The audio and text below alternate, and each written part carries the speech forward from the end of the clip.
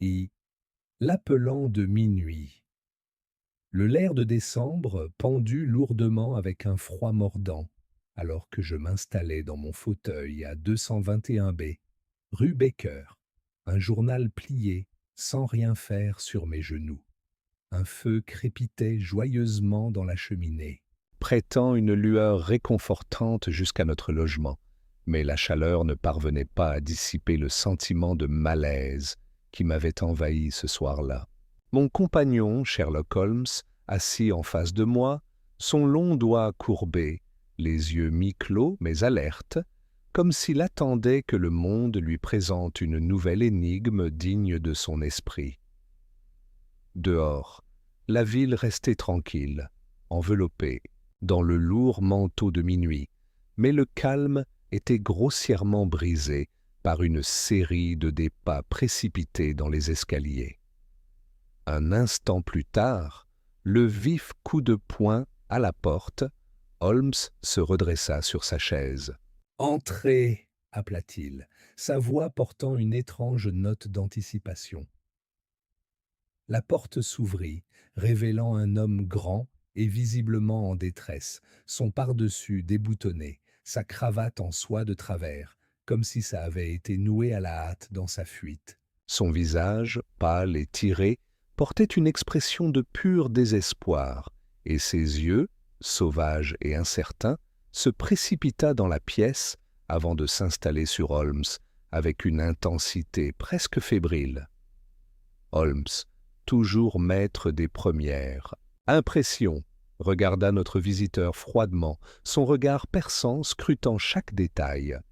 « Vous avez parcouru une distance considérable, » remarqua-t-il. « La bruine à l'extérieur a mouillé l'épaule gauche de votre manteau, mais pas la droite, ce qui suggère que vous êtes venu à pied, privilégiant le côté le plus proche des bâtiments pour vous abriter. Et à la manière dont vous serrez vos gants, je présume que vous êtes venu en grande hâte. » L'homme a donné un hochement de tête, surpris, comme si Holmes avait atteint son esprit. « Vous avez raison, monsieur, » dit-il d'une voix rauque. « Je suis venu vers vous parce que je suis dans le plus grave des ennuis, des troubles qu'aucun homme ordinaire ne pourrait espérer résoudre. » Holmes désigna une chaise. « Alors vous êtes au bon endroit, monsieur ?»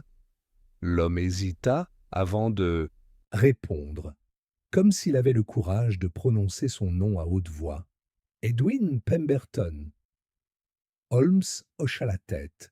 « Maintenant, monsieur Pemberton, priez, composez-vous et dites-nous la nature de votre détresse. » Pemberton s'assit en avant, se tordre les mains, chacun de ses mouvements trahit agitation nerveuse. « Mon ami, mon très cher ami, a disparu, » dit-il, sa voix tremblant. « Il devait se marier demain matin, et maintenant, sans un mot, il a disparu. » Je ne pouvais m'empêcher de me pencher en avant, car la particularité de sa déclaration m'a tout de suite frappé. « Disparu ?» J'ai fait écho. Il doit sûrement y avoir une explication, peut-être un accident ou une affaire de dernière minute qui l'a retenu.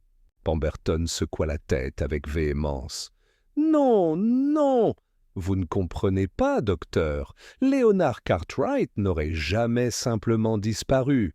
Il était abruti avec sa fiancée, totalement dévoué à elle.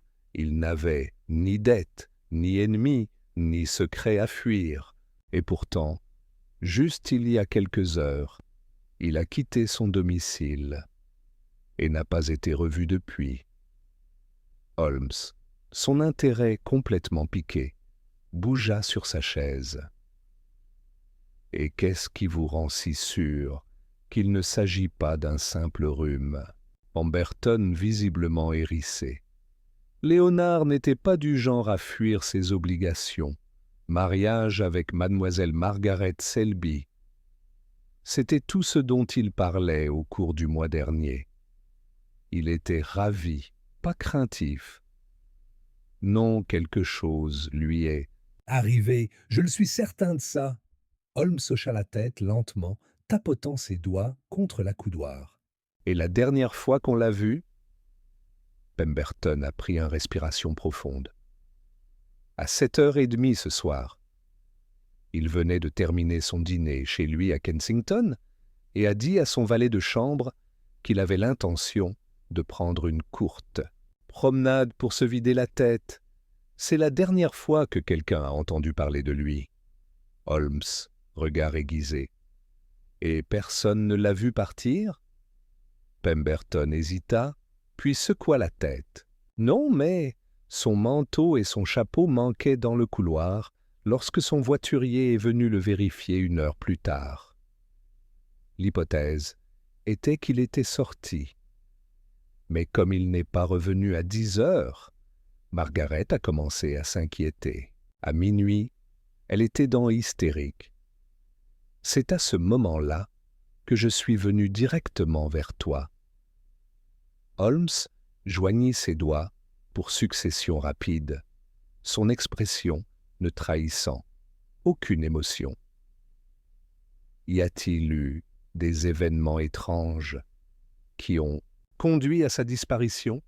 Des lettres, des visiteurs, des incidents qui semblaient sans conséquence à l'époque? Pemberton s'est frotté le front, comme pour se forcer à se rappeler. Rien sauf. Les yeux de Holmes brillaient. Oui. Il y a 1 semaine, Léonard a mentionné qu'il avait reçu une curieuse lettre, celui qui semblait ébranler lui. Je n'y N'ai pas prêté attention à ce moment-là, car il a rapidement écarté mes inquiétudes et changé de sujet. Mais maintenant, il hésita, puis ajouta, maintenant, je crains que cette lettre ne soit la clé de tout cela. Holmes se pencha en avant, sa voix prenant une netteté mesurée. « Et tu as cette lettre ?» Le visage de Pemberton est tombé. « Non, Léonard ne me l'a jamais montrée. Je ne sais même pas qui l'a envoyée. » Holmes se rassit, expirant doucement. « C'est vraiment curieux. Et cette fiancée, Margaret Selby, et elle est hors d'elle et inquiète. Je l'ai laissée avec son père, le colonel Selby, dans leur maison à Mayfair. Ils attendent tout. Nouvelles de Léonard. » Holmes hocha vivement la tête, se levant. D'un air de finalité. « Docteur Watson, nous allons prendre nos manteaux. Cette affaire ne peut pas attendre le jour. » Je me levai aussitôt, habitué aux paroles de Holmes. Impulsion soudaine, quand une affaire l'a attrapé, intérêt intellectuel. « Où allez, Holmes ?» Il sourit faiblement, tendant la main vers son chapeau et canne de confiance. « Eh bien, jusqu'au dernier endroit où M. Léonard Cartwright a été vu vivant. » Nous partîmes dans la nuit brumeuse, les lampes à gaz projetant des flaques de lumière. Vacillantes dans les rues désertes. Pemberton nous conduisit rapidement vers la maison de Cartwright, à Kensington, son rythme urgent, encore inquiet.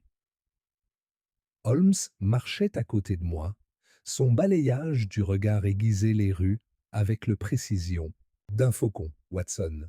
Murmura-t-il dans sa barbe. Cette affaire ne vous semble-t-elle pas aussi le plus singulier? En effet, admis-je. Un époux disparaît la veille de son mariage. Semble-t-il volontaire, pas accidentel? Holmes hocha la tête. Précisément. Et pourtant, il y a quelque chose qui ne s'assoit pas correctement. Si un homme devait fuir son propre mariage, pourquoi ne pas le faire plus tôt? Pourquoi attendre que le 11e heure? J'ai froncé les sourcils. Alors tu crois que Cartwright était forcé de disparaître? Je crois, mon cher Watson, que Léonard Cartwright n'a jamais eu l'intention de partir. Holmes a donné un message. Énigmatique sourire, son souffle visible dans l'air froid. J'ai frémi, mais pas à cause du froid. Il y avait quelque chose tacite sur le ton de Holmes. Quelque chose qui m'a fait me demander si nous étions sur le point de le faire. Tomber sur une vérité bien plus sombre qu'aucun d'entre nous ne l'avait imaginé. 2. Une maison de secret, le voyage vers résidence de Leonard Cartwright dans Kensington fut rapide, même si le brouillard qui s'était installé sur Londres Rendait les rues étrangement calmes. Les lampes à gaz clignotaient comme si elles hésitaient, elles aussi, à éclairer ce qui nous attendait à destination. Holmes avança à grands pas avec but, son manteau ondulant légèrement dans l'air. froid, tandis que je suivais Pemberton qui était devenu de plus en plus tendu. La maison de Cartwright est juste devant, murmura Pemberton en hochant la tête vers une majestueuse résidence géorgienne qui se profilait devant nous. Les fenêtres étaient sombres, à l'exception d'un lueur solitaire, d'après ce que je pensais être le étude.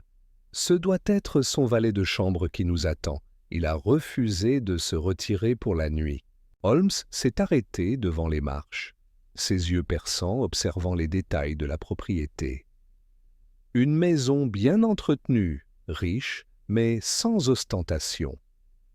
Les rideaux des chambres supérieures sont dessinés, ce qui suggère qu'aucune Recherche frénétique n'a encore eu lieu de l'intérieur. La porte, verrouillée, je présume? Pemberton hocha la tête. Quand je suis parti plus tôt, tout était sécurisé. Cartwright n'est jamais rentré chez lui. Holmes fit un bref signe de tête. Alors continuons. Pemberton a levé le heurtoir en laiton et laisse-le tomber nettement. Presque immédiatement, la porte s'ouvrit, révélant un homme âgé, courbé, avec lignes profondes sur son visage et yeux cerclés de rouge, suggérant que le sommeil lui avait complètement échappé. Monsieur Pemberton, la voix du valet de chambre tremblait d'une détresse à peine contenue. Des nouvelles de monsieur Cartwright? Pas encore, Roger, admit Pemberton. Mais ces hommes pourront peut-être nous aider. Il s'agit de monsieur Sherlock Holmes. Et du docteur John Watson. Les yeux de Roger s'écarquillèrent de reconnaissance. Sherlock Holmes, le détective? Il déglutit difficilement, puis s'écarta. Entrez, messieurs, s'il vous plaît. Je ne sais pas quoi faire sans monsieur Cartwright ici. Holmes ôta son chapeau et ses gants avec précision délibérée, franchissant le seuil et entrant dans le couloir faiblement éclairé. Je le suivis, immédiatement frappé par le calme du lieu. C'était le genre de silence auquel on n'associait pas simple absence. Non, c'était tout autre chose. Une maison qui retient son souffle. Holmes n'a pas perdu de temps. Vous dites que monsieur Cartwright Est parti à 7h30 et que personne ne l'a vu après cela. Roger hocha rapidement la tête. C'est vrai, monsieur. J'étais en train de ranger les affaires du dîner quand il m'a croisé dans le couloir. Il semblait préoccupé. Holmes plissa les yeux. Préoccupé? De quelle manière? Roger hésita. Les mains ridées se resserrent à ses côtés. Il lisait une lettre, monsieur. Une lettre qui a dû arriver le soir même, car je ne me souviens pas l'avoir vue au dîner. Holmes a échangé un regard avec moi avant de parler. Et savez-vous ce qu'est devenue cette lettre? Roger a hésité avant secouant lentement la tête. Je crains que non, monsieur. Quand je suis allé vérifier son bureau plus tard, la lettre avait disparu. L'expression de Holmes n'a pas changé, même si je pouvais le dire d'après le léger serrer ses lèvres, qu'il devenait de plus en plus intéressé à chaque seconde. J'aimerais voir l'étude. Roger nous a guidés à travers le long couloir jusqu'à ce que nous arrivions à une chambre spacieuse, bordée de étagères en acajou et dominée par un grand bureau en chêne. La lampe dessus brûlait toujours, projetant longues ombres contre les murs. Un verre de Porto mi fini reposait à côté d'un buvard d'encre où quelques pages d'écriture manuscrite gisaient abandonnées. Holmes déplaçait rapidement, ses doigts effleurant le lait papier, le bureau, la chaise.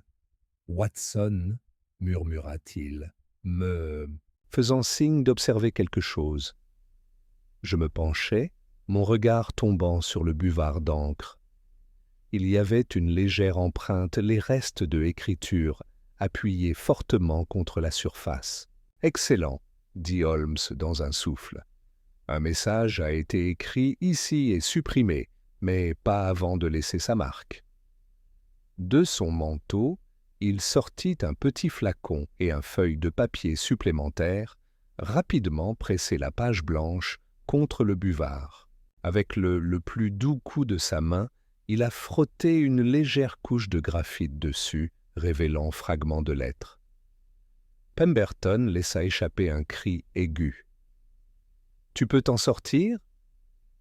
Holmes fronça les sourcils, concentré. Seulement partiellement. La pression était inégale, mais je distingue quelques mots.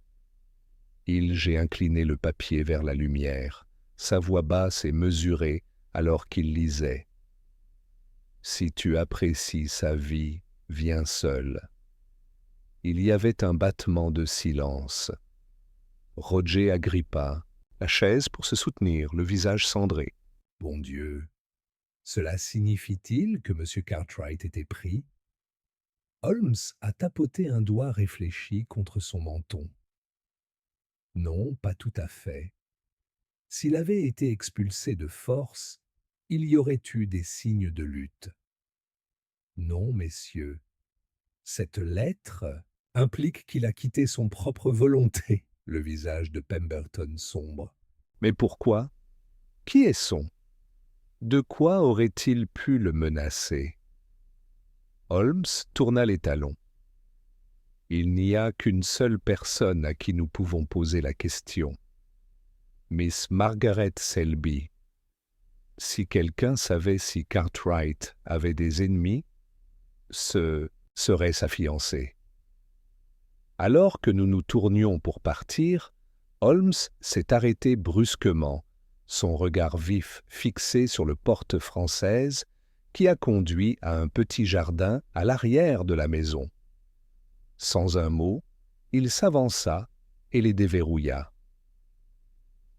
L'air de la nuit s'est précipité, emportant avec lui le parfum de terre humide. Holmes sortit, scrutant le sol avec concentration méticuleuse. Je l'ai suivi, mon souffle se courbant à cause du froid. « Qu'est-ce qu'il y a, Holmes ?» Il fit un geste vers le bas. « Empreinte de pas, Watson !» En effet, le sol mou a les âges impressions, claires. Des pas qui s'éloignaient du bureau et se dirigeaient vers le portail latéral de la propriété. Pemberton fronça profondément les sourcils. « Mais cela n'a aucun sens. Cartwright était censé être parti à travers le devant-porte. » Holmes a donné un sourire énigmatique. « Précisément, mon cher Pemberton, ce qui veut dire que quelqu'un soit je l'ai suivi, ou il n'était pas seul quand il est parti.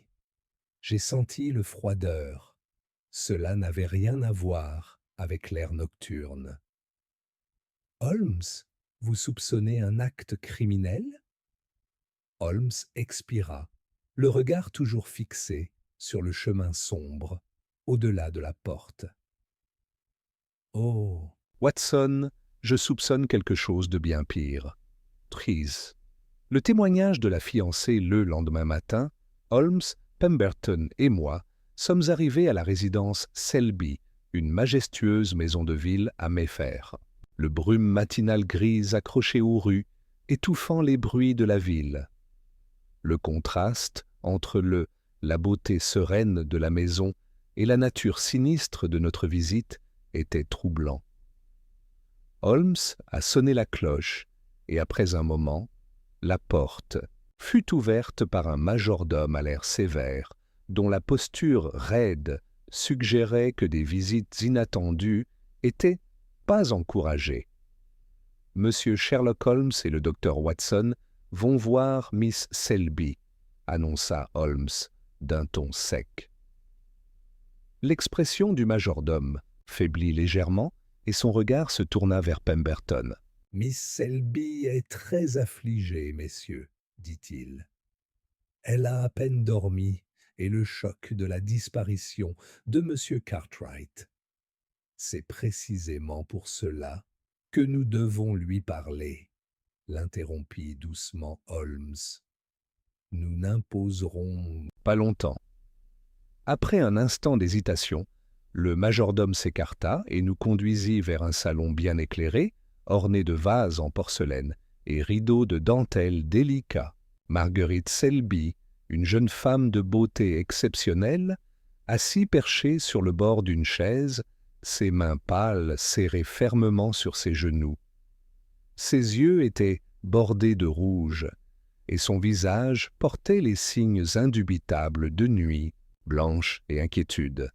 Lorsque nous sommes entrés, elle rose avec un calme surprenant. « Monsieur Holmes » dit-elle, d'une voix qui, malgré sa détresse, contenait une force tranquille. « Docteur Watson, Monsieur Pemberton, avez-vous trouvé Léonard ?»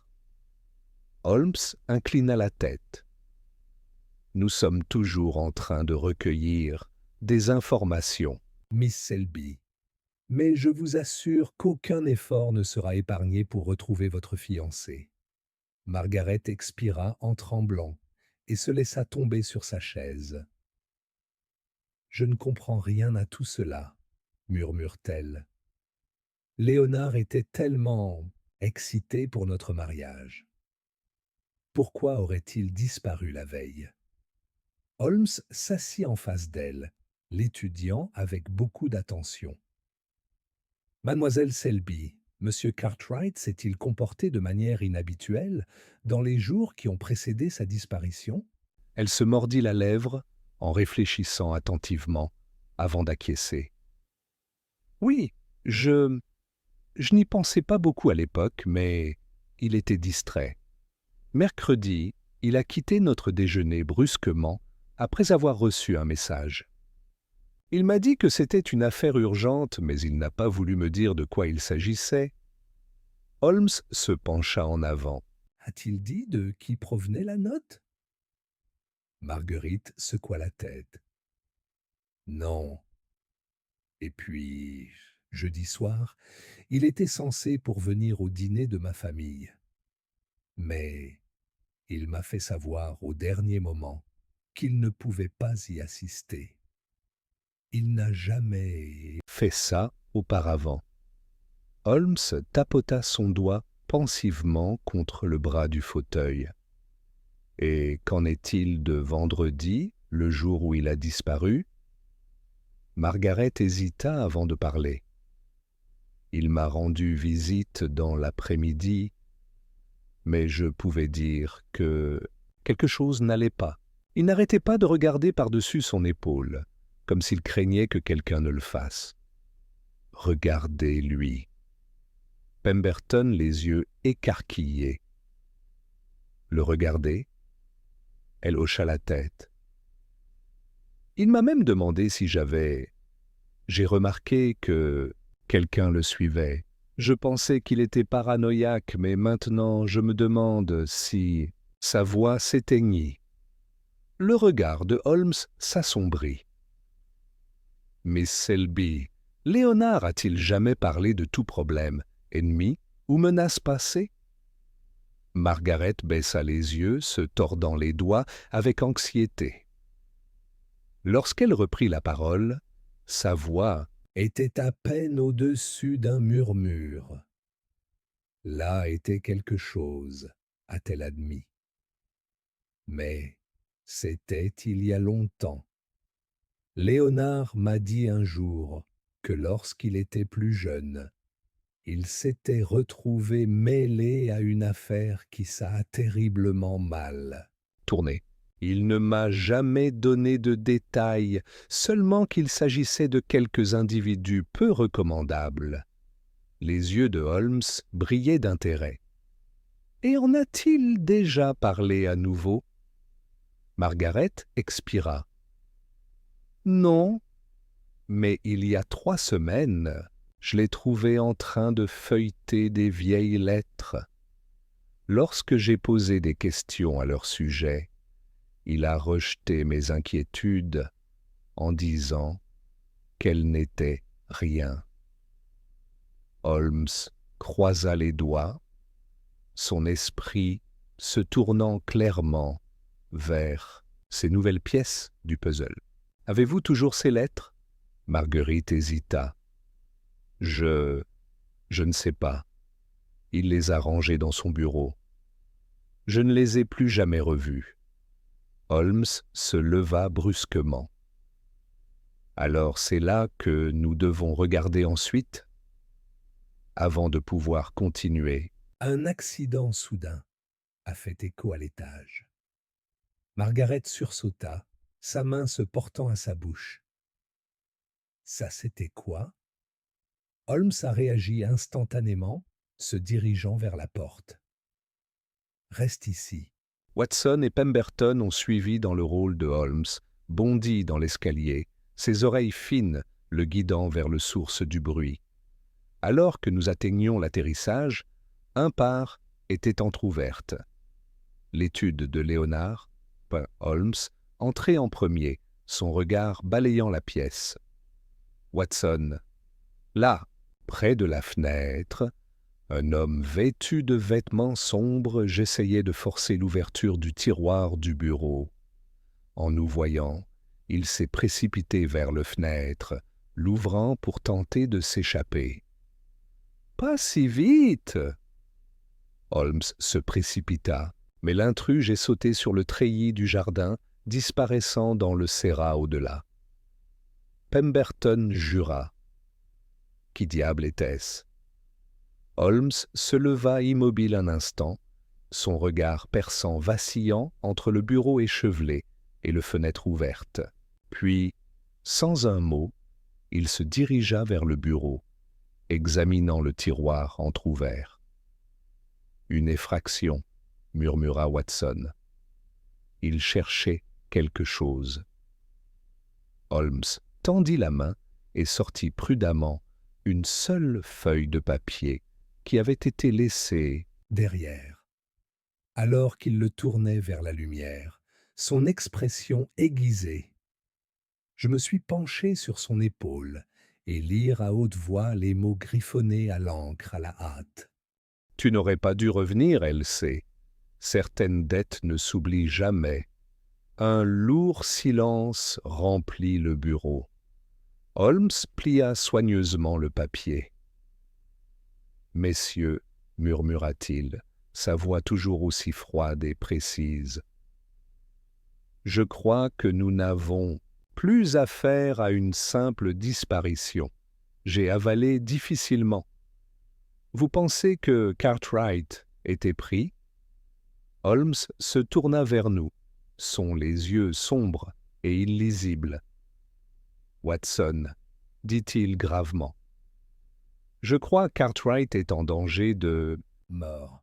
Apfé, l'ombre du passé. » Le silence dans le bureau de Léonard Cartwright n'était rompu que par le doux bruissement du papier, alors que Holmes pliait soigneusement la note inquiétante. Ses yeux perçants parcoururent la pièce à la recherche de tout autre signe de perturbation. L'effraction avait été un acte désespéré. Quelqu'un cherchait un objet de grande valeur. Watson s'éclaircit la gorge. Cette note, certaines dettes ne sont jamais oubliées, ressemble à un avertissement. Pensez-vous que cela est lié au passé de Cartwright? Holmes hocha lentement la tête, ses doigts tapant sur le bureau à un rythme pensif. « Oui, mon cher Watson, notre époux disparu n'a pas été simplement enlevé, il a été chassé. » Pemberton, toujours essoufflé par la poursuite de l'intrus, passa une main dans ses cheveux. Mais qui sont ces gens? Si Cartwright était en difficulté, pourquoi ne pas s'adresser aux autorités? Holmes soupira. Parce que, mon cher Pemberton, certains hommes portent des fantômes qu'ils préféreraient ne pas ressusciter. Si Cartwright avait une dette, qu'elle soit monétaire ou autre, ses ennemis l'auraient peut-être forcé au silence. Margaret Selby, qui les avait suivis prudemment à l'étage, a posé une main sur sa gorge. « Mais ça n'a aucun sens. Léonard n'était pas Un lâche. si quelqu'un le menaçait. Il aurait riposté. » Holmes tourna vers elle son regard perçant. Le ferait-il? Ou ferait-il n'importe quoi pour garder toi sûr? Marguerite, les lèvres entr'ouvertes, sous le choc. Mais elle n'avait pas de réponse. Holmes se retourna vers le bureau, scrutant le tiroir entr'ouvert, les papiers éparpillés et le fenêtre laissée entr'ouverte. Ses yeux brillèrent de concentration avant de se diriger vers la fenêtre, et je me suis penché dans l'air brumeux du matin. Le treillis sous la fenêtre menait jusqu'au jardin, la voie de sortie de l'intrus. Holmes montra du doigt un morceau. De sol boueux en dessous. Watson, observez. Le sol est fraîchement remué. Quelqu'un a laissé une trace. Watson et Pemberton regarda par-dessus l'épaule de Holmes. Effectivement, empreintes de pas dans la terre humide sortaient de la fenêtre. Et disparaissait dans l'ombre du jardin. Holmes, les yeux brillaient. « Messieurs, nous avons une piste à suivre. » Le trio n'a pas perdu de temps. Avec Margaret laissée aux soins de son personnel de maison, ils ont suivi une légère trace d'empreinte de pas qui a conduit hors du jardin et dans les rues animées de Londres. Le brouillard s'était légèrement dissipé, révélant le chaos matinal de charrettes et de piétons. Les traces sont devenues plus difficiles à retracer, mais Holmes n'a pas été découragé. Il déplaçait avec détermination, ses yeux perçants scrutant chaque ruelle et chaque coin ombragé. Enfin, il s'est arrêté à l'extérieur d'une rue étroite. « Ici », murmura-t-il en s'accroupissant. Les traces continuent. Watson et Pemberton ont suivi dans le rôle de Holmes, les a conduits dans l'allée. Son le regard vacille d'une porte à l'autre, ses oreilles à l'écoute chaque bruit autour d'eux. Alors, un mouvement en avant, silhouette en lambeaux dans un manteau en lambeaux, se cachait près d'une maison publique, les yeux s'écarquillent nerveusement. Holmes avança à grands pas. « Un moment de votre temps, mon bon ami. » L'homme tressaillit, considérant clairement Volney Holmes, a produit une pièce de monnaie, le laissant briller dans la lumière. « Peut-être avez-vous vu un homme passer ici en courant la nuit dernière. » L'étranger hésita, puis j'ai arraché la pièce et marmonna. « Oui, il s'est précipité devant moi aussi vite que le diable. Il portait des vêtements sombres et n'arrêtait pas de regarder par-dessus son épaule. Il a disparu par cette porte. » Il désigna le maison publique. Holmes redressé. « Excellent. Messieurs, rendons visite à cet établissement. » À l'intérieur, le taverne faiblement éclairé était épais, avec l'odeur de la bière et de la fumée de pipe. Holmes a déménagé avec un but, en scannant le client avec un regard expert. U.N. barman costaud les regarda avec méfiance. « Vous avez perdu, messieurs ?» Holmes sourit agréablement. Au contraire, nous sommes exactement là où nous voulons être. » Il a produit le note de l'étude de Cartwright et je l'ai glissé sur le comptoir. « Peut-être avez-vous vu l'auteur de ce charmant message ?» Le barman les yeux plissés. « Je ne l'ai jamais vu auparavant. » Holmes haussa un sourcil. « Curieux, étant donné que l'encre correspond à celle utilisée sur votre grand livre. » Un silence. Tendu est tombé, alors, une voix de l'ombre. « Je ferai attention, monsieur Holmes. » Un homme mince avec une joue cicatrisée sorti d'un stand, sont les yeux froids et calculateurs. Qui pourrais-tu être? S'enquit Holmes. Je m'appelle Finch, répondit doucement l'homme. Et vous, monsieur, posez des questions dangereuses. Holmes l'a étudié? Vous connaissez Leonard Cartwright? Bouvreuil sourit. Je le connaissais, tu veux dire? Watson tendu. Savait? L'expression de Finch était illisible. Il est trop tard, messieurs. Leonard Cartwright ne court plus. Il est disparu. Silence. Holmes fut le premier à se rétablir. « Expliquez-vous. » Bouvreuil s'est penché, sa voix était un murmure. « Le genre de personne que Cartwright a rencontré, il ne laisse pas les dettes impayées. On lui a donné une chance de régler les choses. » Il ne l'a pas fait. Et maintenant? Il s'est tapé la tempe. Ils ont la réglée pour lui. Pemberton a sorti son revolver. Vous dites qu'il tuait lui?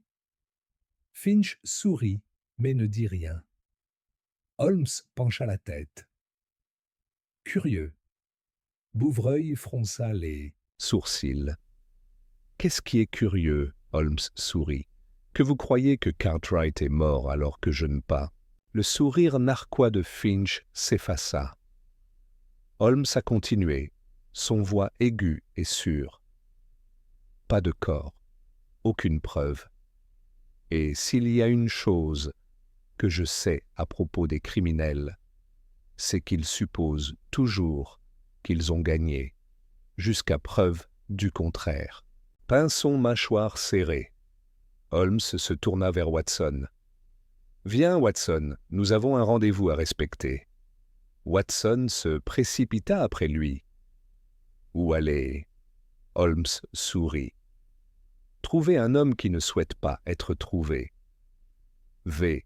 La piste d'un fantôme, alors que les rues faiblement éclairées de Londres s'étendaient devant eux, Holmes conduisit Watson et Pemberton à travers le brouillard, son esprit courir à travers les possibilités. L'affirmation de Finch selon laquelle Leonard Cartwright était mort avait été formulée avec une confiance absolue, mais Holmes avait des raisons d'en douter. Watson, sa voix serrée, rompit le silence. « Holmes, si Cartwright est vivant, par où commencer à regarder ?» Holmes s'avança à grands pas sans hésitation. « Nous revenons au début, Watson. Un homme disparaît à la veille de son mariage. Ce n'est pas un cas courant d'enlèvement. Cartwright n'a pas été simplement enlevé. Il choisit disparaître, ou bien il y a été contraint par quelqu'un qui le connaît bien. Nous devons déterminer lequel. Pemberton. Il se frotta le menton pensivement. Mais Finch a presque avoué que Cartwright avait été tué. S'il voulait sa mort, pourquoi le prendre en premier? Holmes a fait un petit sourire, son des yeux perçants scintillant d'intrigue. « Ah, mon cher inspecteur, c'est précisément pourquoi nous devons continuer.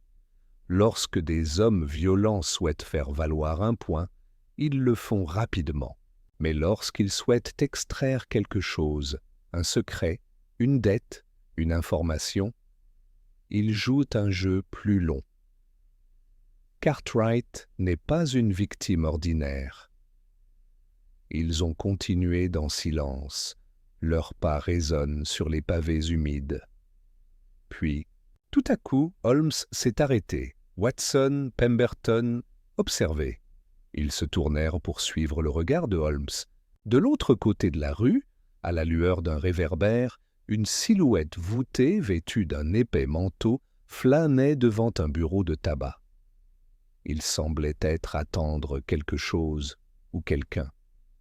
Holmes, les yeux plissés. Il est là depuis un certain temps. Pourtant, il n'entre pas. Cela suggère qu'il surveille. Mais dans quel but? Watson et Pemberton échangèrent un regard, continua Holmes. Messieurs, je crois que nous avons trouvé notre prochain fil à suivre. Holmes a ajusté son col de manteau et marchait à grands pas avec détermination envers l'homme. À l'heure des caches, approche, l'étranger tournait brusquement, ses yeux remplis de suspicion. « Bonsoir », salua Holmes doucement. « Une belle nuit pour se promener, n'est-ce pas ?» L'homme raidit. « Je ne sais pas ce que vous voulez dire, monsieur. » Holmes sourit agréablement. « Ah, mais je pense que oui. Vous attendiez quelqu'un, n'est-ce pas? Ou peut-être en train de regarder pour voir si quelqu'un était là. » Regarder pour quelqu'un. L'homme, les yeux se tournèrent vers la gauche et la droite, et il recula d'un demi-pas. La voix de Holmes tomba dans un ton plus doux et plus acier. « Je cherche Leonard Cartwright. » L'étranger tressaillit. Watson, observant attentivement, remarqua. Comment l'homme, les mains serrées en poing, son tension des épaules. « Je ne le connais pas, » marmonna l'homme. Holmes dit doucement. « Ah, mais c'est là que tu te trompes. Tu ne fais pas que savoir lui. Tu le suivais. Tu le suivais jusqu'à il a disparu, et maintenant vous attendez en vous demandant s'il reviendra. » L'étranger a pris un autre reculé, mais Holmes était plus rapide. D'un seul mouvement, il a soulevé la manche de l'homme, révélant un tatouage d'un poignard enveloppé de lierre, un symbole Holmes immédiatement reconnu.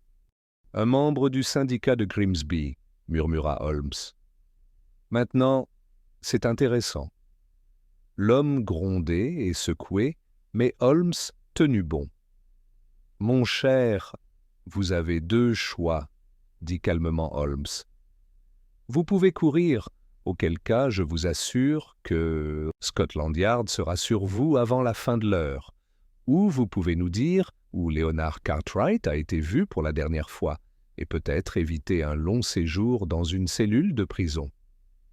L'homme serra les dents, puis, avec un grognement frustré, expira brusquement. « Il a été emmené à la vieille tannerie, » marmonna-t-il. Sur les quais, Holmes sourit. Excellent. Et avec ça, il libérait l'homme qui s'enfuit aussitôt dans l'ombre. Pemberton, regardant avec étonnement, secoua la tête. « Holmes, voulez-vous me dire que Cartwright était mêlé au syndicat de Grimsby ?» Holmes acquiesça sombrement. « C'est, mon cher Pemberton, ce que nous allons découvrir. » Le Latamise était enveloppé de brume alors que le trio s'approchait du vieux tannerie abandonné. Le bâtiment se profilait devant eux, ses fenêtres sombres, ses portes légèrement entr'ouvertes. Holmes en pause, écoute. Un léger son, un mélange de mouvements résonnait à l'intérieur. « Il y a quelqu'un à l'intérieur, » murmura-t-il. Watson attrapa instinctivement son revolver, mais Holmes levait la main. « Ce n'est pas encore nécessaire, mon cher. » Voyons ce qui nous attend. Ils sont entrés silencieusement, leurs pas étouffés par le planche de bois humide. Le parfum de produits chimiques et cuir humide accroché à l'air, relique de la vie passée de la tannerie. Alors, un murmure. Sonore, une chaise grince. Holmes gelé. Alors pencha la tête. Écoute. Un autre craqué, puis une voix. Tu as été idiot de revenir ici. L'ombre s'est déplacée dans le coin le plus éloigné de la pièce. Holmes a pris un pas en avant, ses yeux s'adaptant aux obscurités. Puis il l'a vu, Léonard Cartwright. Le marié disparu, assis attaché à une chaise, son visage meurtri, son vêtement ébouriffé. Mais ses yeux, vifs et clairs, se fixèrent sur Holmes avec un éclair de reconnaissance. « Vous n'auriez pas dû venir, » dit Cartwright d'une voix rauque. Holmes sourit faiblement. « Et pourtant, nous y sommes. » Avant que Watson ou Pemberton ne puissent réagir, le cliquetis d'un revolver résonna dans la pièce. De la ombre, un figure émergeait, un homme en manteau sombre, tenant un pistolet fermement dans sa poigne. « Vous avez un talent pour l'ingérence. » Monsieur Holmes, a ricané le tireur. Holmes l'a étudié attentivement. Et vous avez un talent pour les menaces. Mais dites-moi, avez-vous vraiment l'intention d'utiliser cette arme, ou est-ce simplement pour le spectacle? L'homme le doigt a tressailli. Sur la gâchette, son serrage des mâchoires. Holmes s'avança, inébranlable. « Si vous aviez voulu sa mort, vous l'auriez déjà tué. Au lieu de cela, vous l'avez gardé ici. Cela me dit que Léonard Cartwright a quelque chose que vous voulez, quelque chose dont vous avez encore besoin. » Celui du tireur, l'expression s'assombrit. Mais Holmes appuyait sur, je suppose. Cartwright détient la clé d'une somme d'argent, d'un secret ou d'un objet de valeur. Et toi, ont pour ordre de le récupérer avant sa mort. Cartwright expirait brusquement. La tête baisse légèrement, comme pour confirmer les paroles de Holmes. Celui du tireur, les yeux clignotaient, la plus brève hésitation. Holmes sourit. Légèrement. Maintenant, dit-il doucement, discutons des termes. Une bonne affaire dans l'ombre l'air à l'intérieur du tannerie abandonné était plein de tension. Le lampe à gaz, vacillante, projetait de longues ombres, soulignant la sueur sur le front du tireur, alors qu'il maintenait son revolver braqué sur Holmes, Watson et Pemberton. Léonard Cartwright, toujours attaché à la chaise, déplacé avec inquiétude, même si son visage restait impassible. Holmes, toujours composé, croisa les mains derrière le dos et pencha légèrement la tête. « Maintenant, mon cher, » dit-il doucement, il semblerait que nous soyons dans une impasse. Le tireur ricana. Ce n'est pas vraiment une impasse quand c'est moi qui possède le pistolet. Holmes laissa échapper un petit rire. Au contraire. Tu as une arme, oui.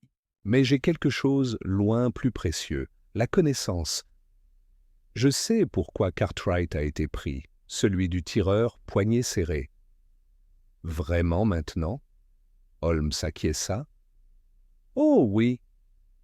Il ne s'agit pas d'un simple cas de rançon.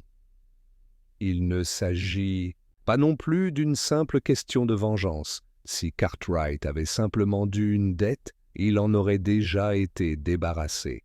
Au lieu de cela, vous l'avez gardé ici, en vie, pendant près d'une semaine.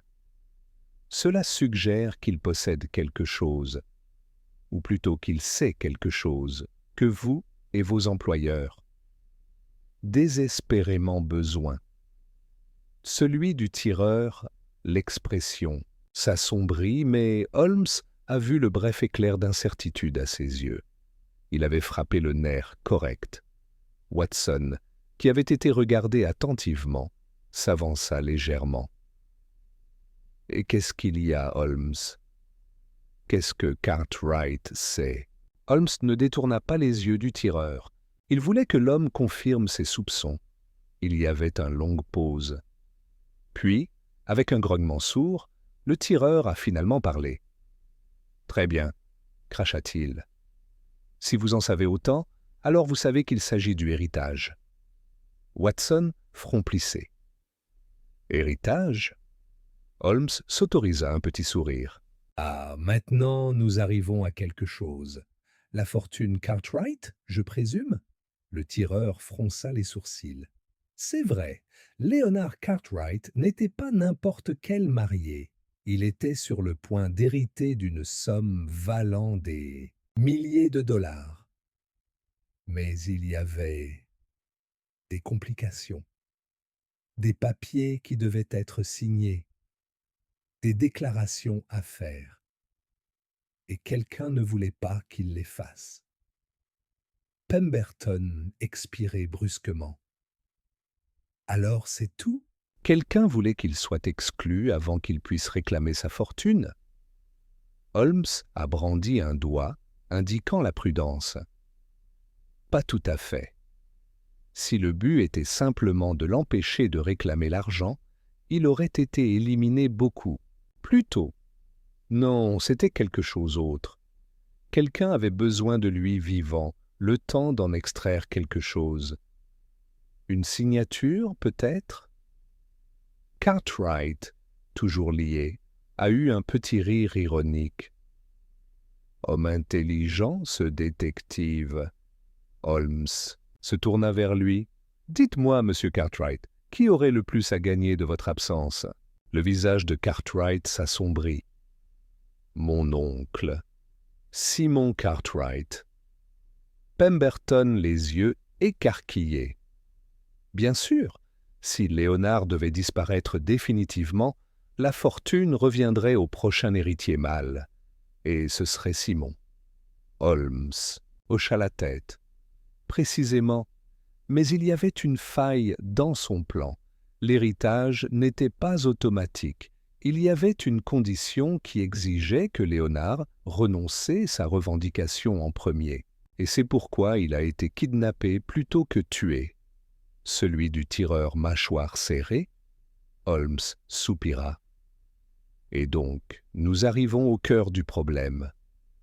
Vous deviez le retenir ici, faire pression sur lui pour qu'il renonce à ses droits, et, une fois les documents en règle, eh bien, j'imagine que vos ordres étaient de vous assurer qu'il ne parlerait plus jamais. Le tireur n'a rien dit, mais la manière dont il le regarde vacilla à confirmer les déductions de Holmes. À ce moment-là, Holmes prit un seul pas en avant, audacieux, mais calculé.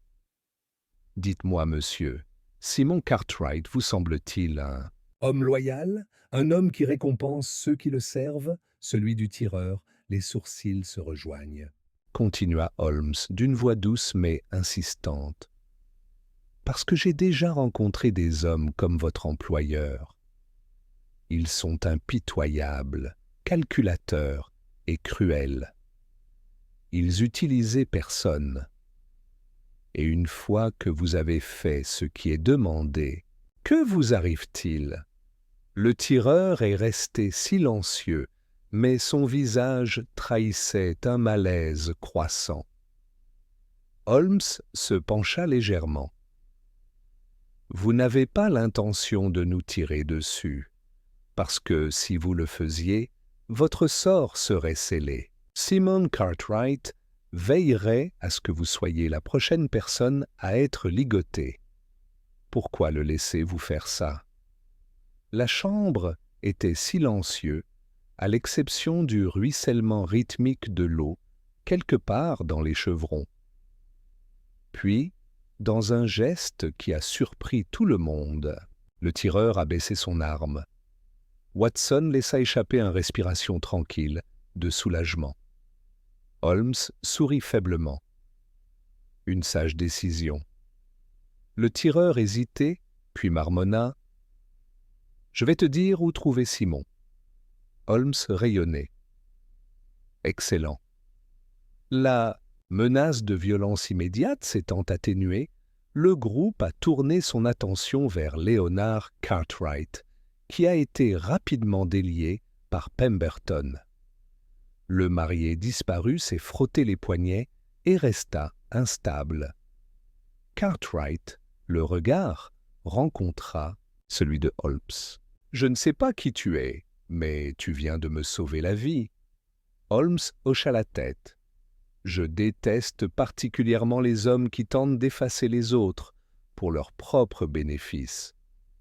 Maintenant, dites-moi, où est Simon Cartwright en ce Moment précis, Cartwright, l'expression s'assombrit. Si je connais mon oncle, il sera au club, l'Albion. Holmes sourit légèrement. Ah, The Albion, un lieu de rassemblement notoire pour les hommes d'affaires peu réputés de Londres. Il se tourna vers Pemberton. « Inspecteur, je crois qu'il est temps pour une visite. » Pemberton sourit. « Avec plaisir, Holmes. » Holmes fit signe au tireur.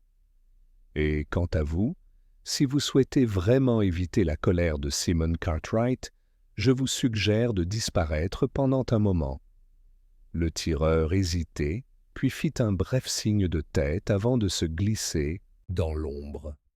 Holmes se tourna vers Watson. « Viens, mon cher. La nuit est jeune et le véritable coupable est toujours en liberté. » Cite. Le piège à l'Albion, le rue de Londres, humide d'une bruine du soir, reflétait la lueur des lampes à gaz, tandis que Holmes, Watson et l'inspecteur Pemberton se sont dirigés vers l'Albion. Le célèbre club de gentlemen était situé dans une rue calme, sa façade sans prétention, ne trahissant rien des transactions illicites qui se déroulaient derrière ses lourdes portes en chêne. À leur approche, Pemberton, mâchoire serrée. Cet endroit est sur la liste de surveillance de Scotland Yard depuis des années. Un nid de maîtres chanteurs, de contrebandiers et de racketteurs, tous enveloppés dans des cravates en soie et des costumes raffinés. Holmes sourit. En effet. Inspecteur. Et j'ose dire que l'homme que nous recherchons correspond plutôt bien à cette description. Le portier, un brute imposante avec une cicatrice sur la joue, bloquait leur entrée alors qu'ils atteignaient les marches de l'entrée. Le club est fermé aux étrangers. Holmes, imperturbable, a ajusté ses gants et répondit « Ah, mais vous comprenez mal, mon brave homme. Nous ne sommes pas des étrangers, nous sommes attendus. » Le portier fronça les sourcils. « Par qui ?»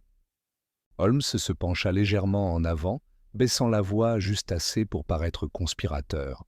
« Par Simon Cartwright, bien sûr. » Il y eut une once d'hésitation. Watson, jouant le jeu, laissa échapper un soupir exaspéré. « C'est scandaleux! Monsieur Cartwright ne sera pas content d'apprendre que vous nous avez fait attendre. » Le portier grogna, se demandant clairement s'il fallait les laisser entrer ou risquer de contrarier l'un des clients les plus influents du club. Enfin, avec un signe de tête réticent, il s'écarta. Holmes sourit avec approbation. « Merci, mon brave homme. » Ils entrèrent. À l'intérieur, l'intérieur du club était une brume de fumée de cigares et de conversations murmurées. L'odeur, riche du cognac, persistait dans l'air, et des groupes d'hommes bien habillés étaient assis dans des alcôves ombragées, discutant de sujets qu'il valait mieux ne pas entendre par les honnêtes gens. Au fond de la pièce, Simon Cartwright, allongé, dans un profond fauteuil en cuir, en faisant tournoyer un verre de Porto. Il était un homme raffiné, ses cheveux argentés soigneusement peignés, son gilet impeccable. Et pourtant, il y avait quelque chose froid dans son regard, une acuité calculatrice qui évoquait un homme habitué au pouvoir. À leur approche, il n'avait pas l'air surpris.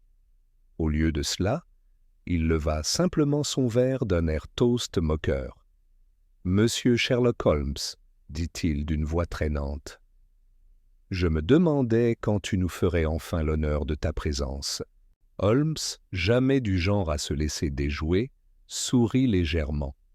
« Ah, alors je suis heureux d'avoir répondu à vos attentes, monsieur Cartwright. » Simon désigna les sièges vides en face de lui.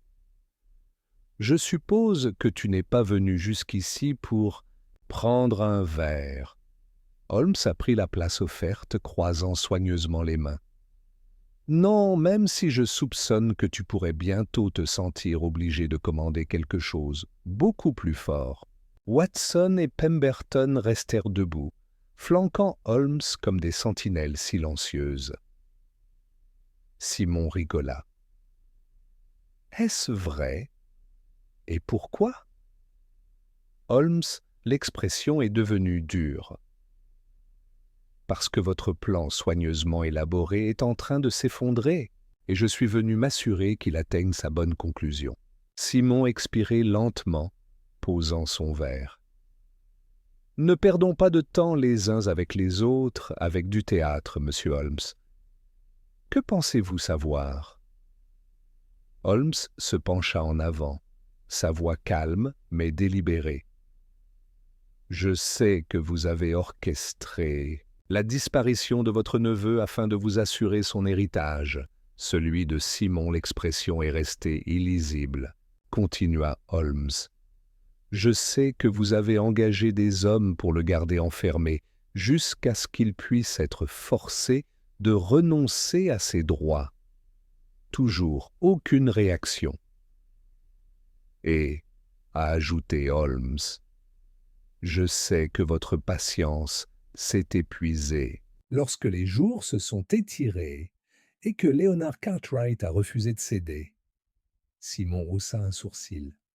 « Vous avez une imagination plutôt vive, monsieur Holmes. » Holmes sourit froidement. « Imagination? Non, déduction. Vous voyez, mon cher monsieur, Lorsque je suis entré dans cet établissement, je n'avais qu'un soupçon. Mais maintenant, après avoir observé vos réactions, j'ai quelque chose de bien plus précieux, celui de Simon Sourcil légèrement froncé. Et qu'est-ce que ce serait? Holmes pencha la tête. Confirmation? Un silence tendu suivit. Simon, se rendre compte de son erreur, laisse échapper un rire court et sans humour. vous êtes intelligent, Holmes, je vous l'accorde. Mais dites-moi, qu'est-ce que vous pensez? Vraiment, j'espère réussir ici. Pensez-vous que je vais simplement avouer? Holmes soupira théâtralement. Non, non, bien sûr que non. Vous êtes... Bien trop prudent pour ça. Puis, sans prévenir, il se tourna brusquement vers Watson et Pemberton. « Messieurs, auriez-vous la gentillesse de vous retirer ?» Pendant un instant, ils ont hésité, mais s'est ensuite conformé, révélant deux hommes debout près de l'entrée. L'un d'eux était Leonard Cartwright, l'autre était le tireur de la tannerie. Simon, visiblement tendu. Holmes, toujours le showman, fit un geste dramatique. « Vous voyez, monsieur Cartwright, les confessions n'exigent pas toujours des mots. Parfois, elles sont écrites dans la mâchoire serrée d'un homme, dans la façon dont ses mains agrippent l'accoudoir, ou dans la façon dont son visage prend une teinte assez remarquable de pâle. » Simon renfrognait. « C'est absurde ?» Holmes sourit. « Vraiment ? Parce que j'ose dire que votre complice ici présent a beaucoup à dire. » Le tireur jeta un coup d'œil à Leonard Cartwright, puis à Pemberton. Sont les épaules affaissées. « Je vais témoigner, » marmonna-t-il. « Je vais tout vous dire. » Simon tirait sur ses pieds. « Espèce d'imbécile !» Holmes est resté assis, tout à fait composé. « Le jeu est terminé, monsieur Cartwright. Vous avez perdu. celui de Simon. La respiration était lourde, son esprit s'emballe. Puis, tout à coup, il se précipita vers sa canne, révélant le poignard caché dans... Mais avant qu'il puisse frapper, Watson a réagi instinctivement, saisissant le bras de Simon et le forçant à s'asseoir sur sa chaise. Pemberton, il a ouvert ses menottes. « Simon Cartwright, vous êtes en état d'arrestation pour complot, tentative de fraude et enlèvement de Leonard Cartwright. » Simon effondré dans la défaite, son expression d'une rage amère.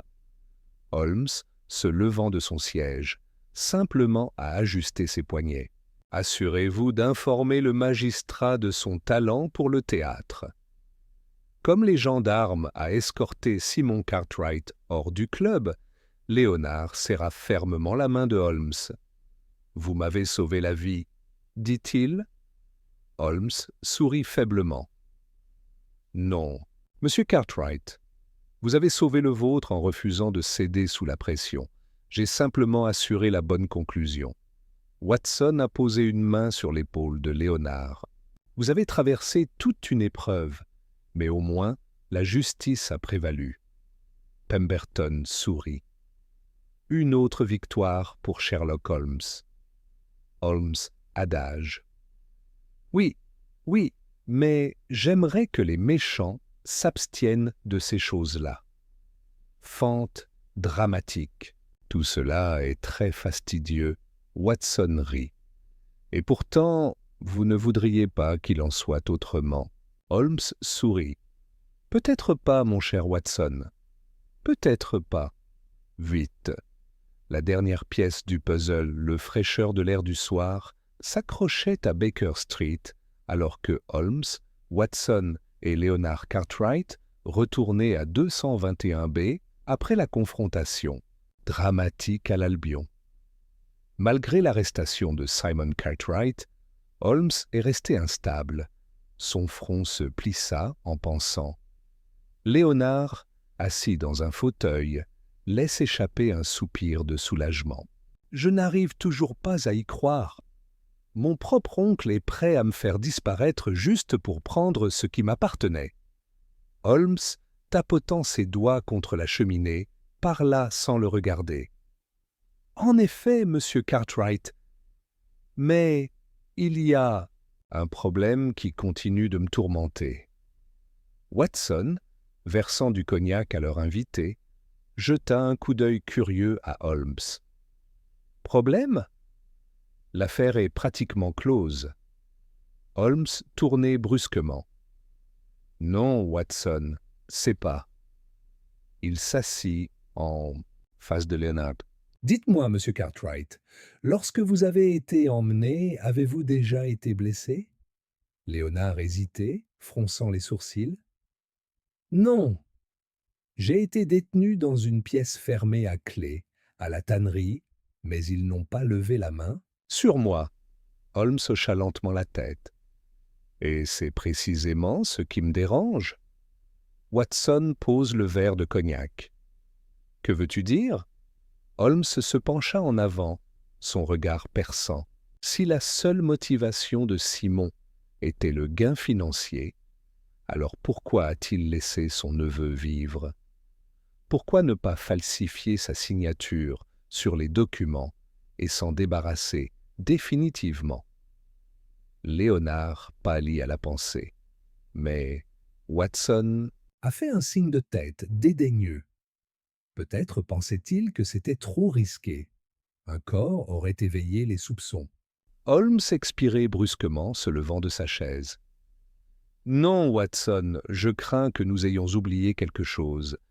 Il y avait une autre main dans cette affaire, quelqu'un qui a un intérêt bien plus grand dans la disparition de Léonard. » Cartwright, Léonard assis droit. Mais qui d'autre pourrait... Il gelait, la réalisation naissant dans ses yeux. Holmes acquiesça sombrement. « Précisément. »« Sarah, » murmura Léonard. Watson fronça profondément les sourcils. « Ta fiancée ? Sûrement pas. » Celui de Léonard, l'expression était peinée. Je ne veux pas le croire.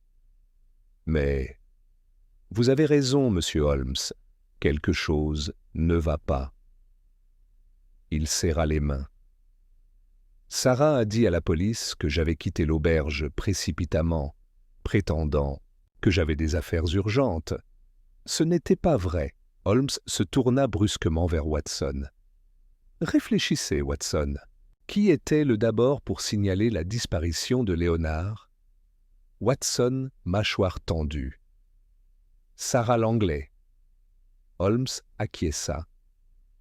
Et qui était le seulement personne qui avait été seule avec lui avant sa disparition? Léonard ferma les yeux, la réalisation le frappant comme un coup. Sarah, Watson, il passa une main sur son visage. Mais pourquoi?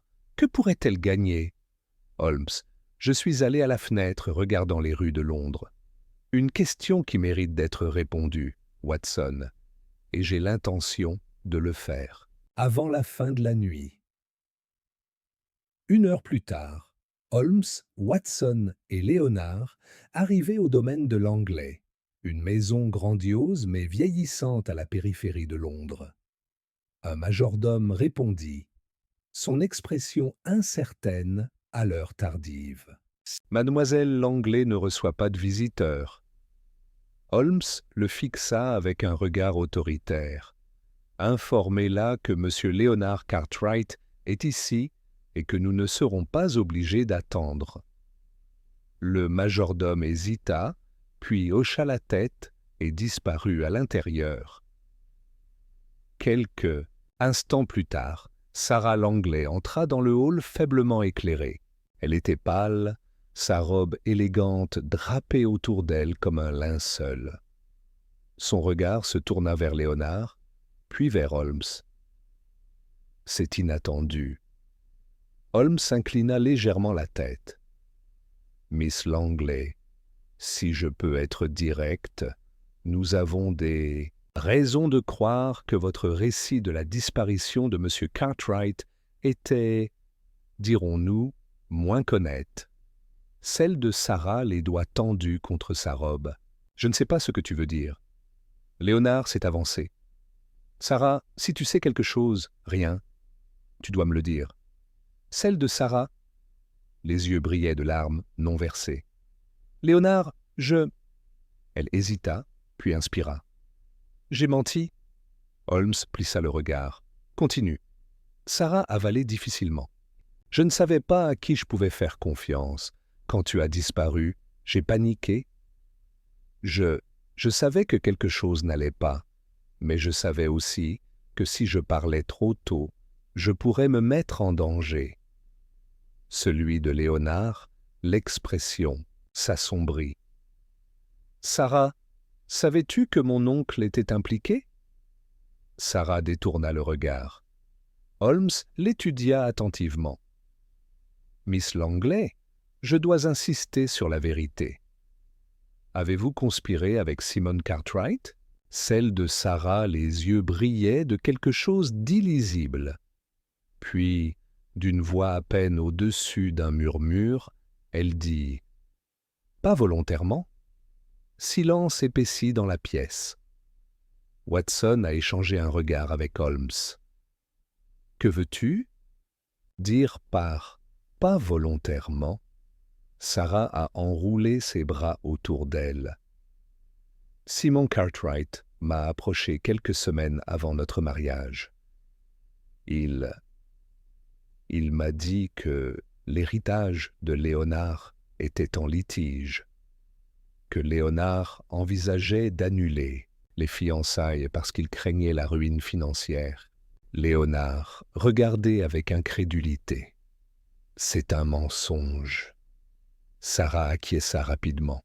« Je sais, mais à l'époque j'étais désespéré. La succession de mon père était en faillite. Nous avions des dettes. Simon a dit que si je persuadais... » Léonard devait signer certains papiers garantissant que la succession passait par lui Il s'assurerait que nous étions en sécurité. Holmes. L'expression était illisible. Et l'avez-vous convaincu? Sarah se mordit la lèvre. J'ai essayé, mais Léonard a refusé de discuter des finances avant le mariage. Alors, Simon, il a pris les choses en main. Celui de Léonard point serré. Vous saviez que j'étais retenu captif? Sarah secoua la tête avec véhémence.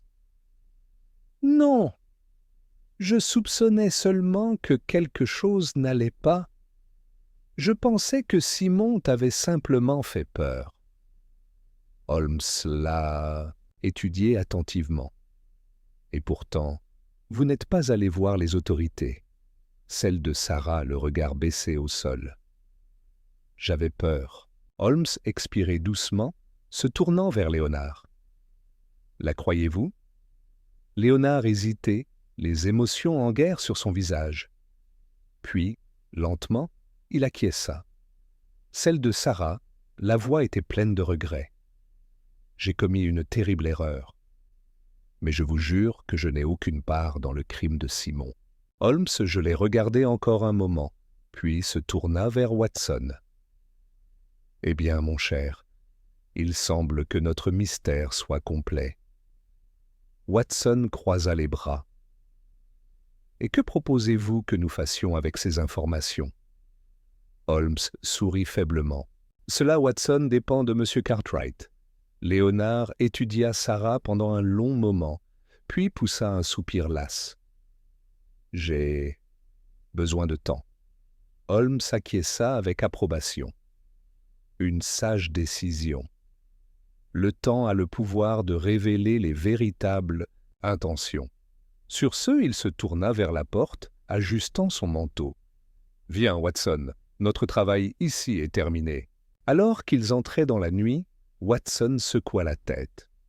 « Un cas très particulier, Holmes. » Holmes rigola doucement. « En effet, Watson.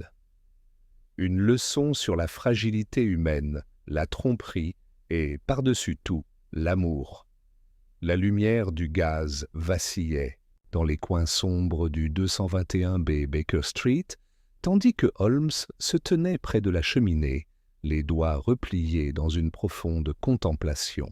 Watson, assis à proximité, observait son compagnon avec une tranquille admiration. Les événements des derniers jours n'avaient en fait qu'accroître l'intrigue de l'affaire, et pourtant Holmes avait conservé un calme presque surnaturel. Lestrade, arrivé il y a 1 heure, arpentait la pièce avec impatience. « Holmes, j'aimerais que vous partagiez vos pensées. Cette affaire a pris une tournure des plus répugnantes, et nous n'avons pas encore mis la main sur notre homme. » Holmes, sans lever les yeux, parla avec une tranquille certitude. Le filet se referme, Lestrade, mais avant de resserrer l'étau, nous devons accorder à notre proie un moment de confiance. Lestrade souffla. « Confiance? Vous voulez dire que... » « Le diable est toujours là-bas, se croyant en sécurité. » Holmes se tourna alors, ses yeux perçants brillants d'une intensité qui fit frissonner la pièce. Pas pour très longtemps. Watson, qui avait suivi chaque détail de l'affaire, s'éclaircit la gorge. « Holmes, vous avez été méticuleux dans vos observations, mais j'ai l'impression qu'il manque encore une pièce. Qui, selon vous, est le... » Véritable architecte de ce crime. Holmes sourit légèrement. Ah, Watson, je crois que vous connaissez déjà la réponse. Vous avez vu les signes, les incohérences, les manipulations minutieuses. Watson fronça les sourcils, retraçant mentalement le fil de l'affaire. Puis, la réalisation s'est faite. « Tu veux dire... » »« Oui, » intervint Holmes. « Notre ami a joué un long jeu en s'appuyant sur l'aveuglement des autres. Mais j'ai vu clair dans la tromperie. Et maintenant, Mon cher Watson, nous devons passer à l'acte final. Lestrade, toujours désireux d'agir, se pencha en avant. Que proposez-vous? Holmes se dirigea vers la fenêtre et regarda les rues de Londres. Nous allons tendre un piège, et pour ce faire, nous devons retourner à l'endroit où tout a commencé.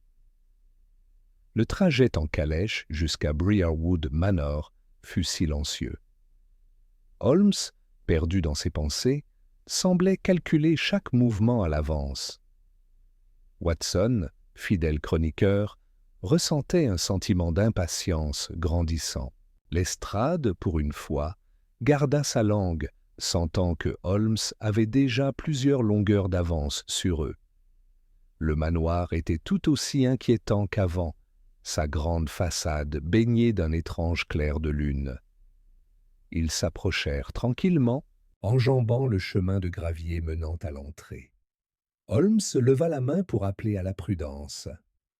À l'intérieur, la maison était étrangement calme. l'odeur du vieux bois et de la pierre froide emplissait l'air.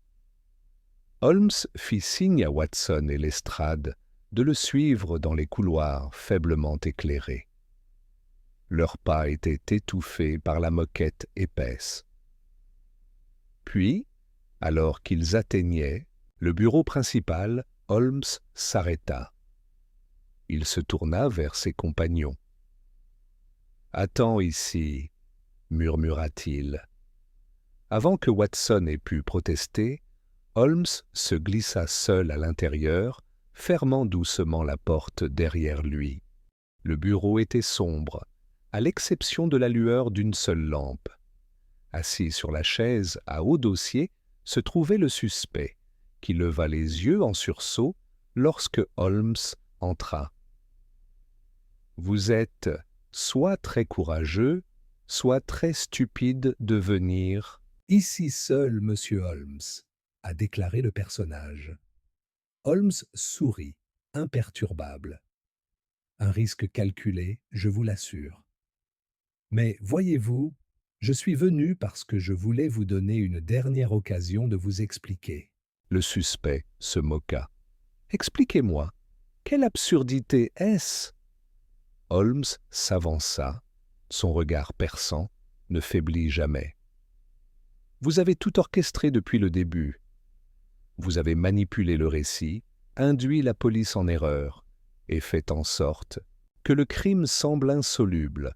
Un coup de maître, vraiment. Les doigts du suspect se sont serrés sur l'accoudoir. Vous parlez par énigme. » Holmes pencha la tête. « Vraiment? Alors laissez-moi clarifier. Vous avez agi sous l'apparence d'une victime. Un déguisement astucieux, mais que j'ai compris au moment où j'ai observé la divergence dans vos déclarations. La chronologie que vous avez fournie ne correspondait pas à la réalité de la scène du crime. Il y eut une pause. La mâchoire du suspect se serra, mais ils restèrent silencieux. Holmes a continué. « Vous m'avez sous-estimé. Vous pensiez qu'en dirigeant les soupçons ailleurs, vous pourriez passer inaperçu. Mais j'ai vu la vérité. Et maintenant, Scotland Yard aussi. » À ce moment, la porte s'ouvrit à la volée. Lestrade et Watson intervinrent, leur présence signalant le dernier mouvement du plan soigneusement orchestré par Holmes. Le suspect se leva d'un bond, les yeux se dirigeant vers la sortie la plus proche, mais il était trop tard. Lestrade eut un sourire narquois. Fin de la ligne. Holmes les vit se rendre compte que le jeu était terminé. Alors que le suspect était escorté, Watson se tourna vers Holmes avec étonnement. « Holmes, vous les soupçonniez depuis le début ?» Holmes hocha la tête. Dès qu'ils ont parlé, la vérité était évidente.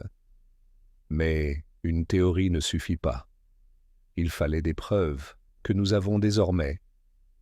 Lestrade, l'air plus satisfait que d'habitude, hocha la tête en signe d'approbation. « J'admets, Holmes, que vous avez un moyen de faire éclater une affaire. » Holmes s'autorisa un rare sourire. « Ce n'est pas une affaire qui se dénoue, Lestrade. C'est simplement que je suis les fils de discussion jusqu'à leur inévitable conclusion. Watson. » Rite. Et quelle conclusion c'est? Mais dites-moi, Holmes, y a-t-il jamais eu un doute? Holmes réfléchit à la question. « Il y a toujours un doute, mon cher Watson. Mais en fin de compte, la logique et l'observation prévaudront toujours. » Alors qu'il sortait dans l'air frais de la nuit, Watson ne put s'empêcher de ressentir une profonde admiration pour son ami. L'affaire avait été complexe, la tromperie magistrale, mais Holmes avait, comme toujours, tout compris.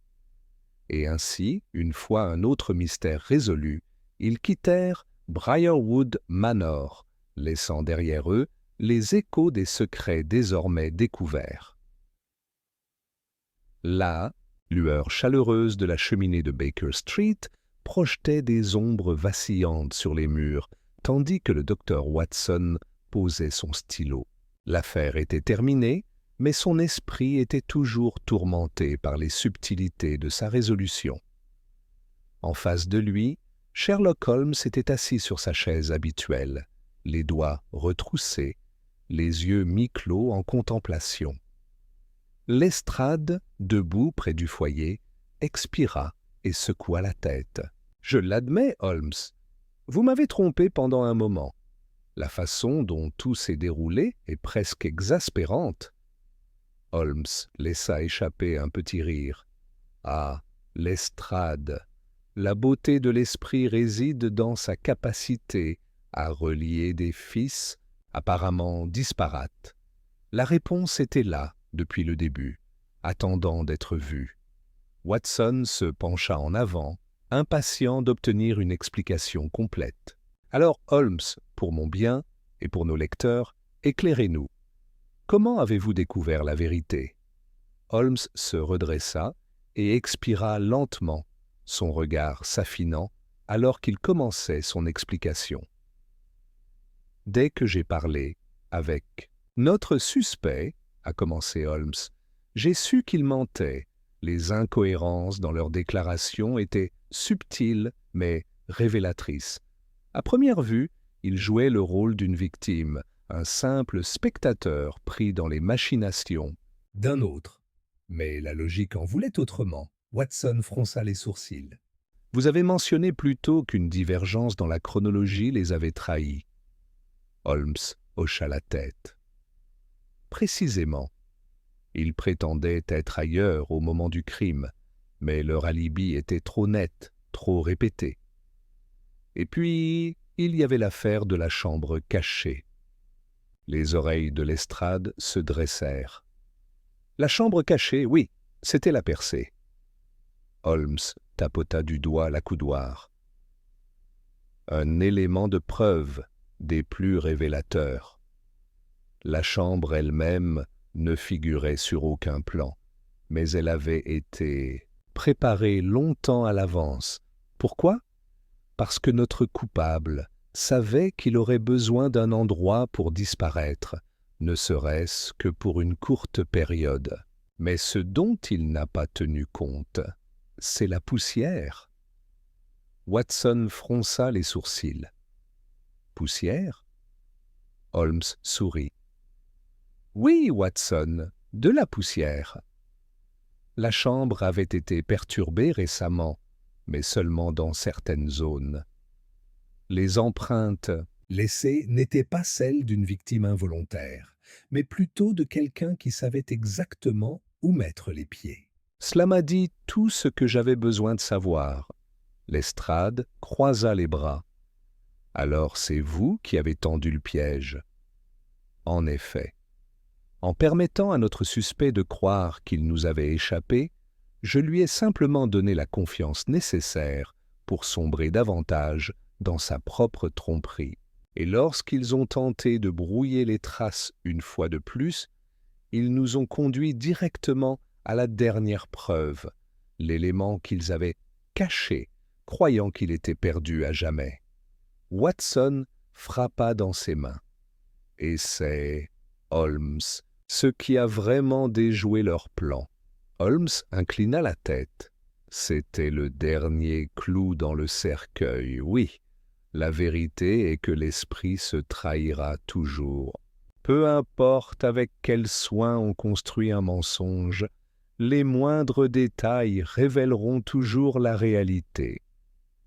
Lestrade expira en se frottant les tempes. Eh bien, je suppose que je devrais être reconnaissant. Le Yard aura un dossier solide contre eux grâce à vous. Holmes agita la main avec dédain. Pas besoin de merci, Lestrade, simplement le plaisir du jeu. Watson ne put s'empêcher de rire. Et quel jeu c'était! Même si je dois demander. Holmes, avez-vous déjà été... Incertain, Holmes se pencha en arrière, ses yeux brillant d'une sorte d'amusement. Le doute, Watson, est le compagnon de la logique. Mais la conviction l'est aussi. La clé est de savoir quand faire confiance aux preuves dont vous disposez. Lestrade rassembla son manteau et se dirigea vers la porte. « Vous êtes vraiment une énigme, Holmes. Je suppose que c'est pour cela que le Yard vous tolère. » Holmes sourit. « Un compliment des plus généreux, inspecteur. » Alors que la porte se refermait derrière Lestrade, Watson soupira et prit ses notes. Une autre affaire résolue, et pourtant, je ne peux me débarrasser du sentiment qu'il y avait quelque chose de plus. Holmes le regarda avec curiosité. Plus? Watson hésita. Peut-être que ce n'est rien, mais quelque chose persiste dans cette affaire. Une question sans réponse. Holmes se tapota le menton, son expression illisible. Oui, Watson, parfois les plus grands mystères sont ceux qui restent non résolus. Sur ce, il se leva, se dirigeant vers la fenêtre, tandis que le brouillard de Londres tourbillonnait dehors. Et, Ainsi, une autre affaire s'est terminée. Mais au plus profond de la nuit, les ombres murmuraient des secrets encore à découvrir.